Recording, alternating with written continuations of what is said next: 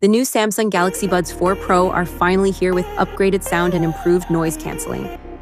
But are they actually better than the still very popular Apple AirPods Pro, second generation? In this video, we'll compare them side by side, looking at design, sound quality, ANC performance, battery life, and key features to help you decide one simple thing. Should you upgrade to the Buds 4 Pro or stick with the AirPods Pro 2?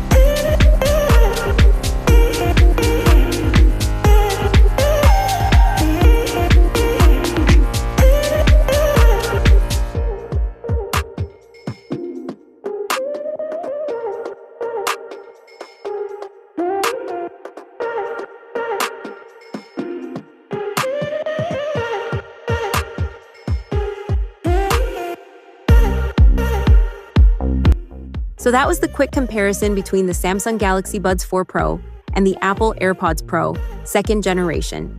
If this video helped you decide, make sure to like the video and subscribe Smart Tech Radar for more simple tech comparisons. And let me know in the comments, would you upgrade to the Buds 4 Pro or stick with the AirPods Pro 2? Thanks for watching, and I'll see you in the next one.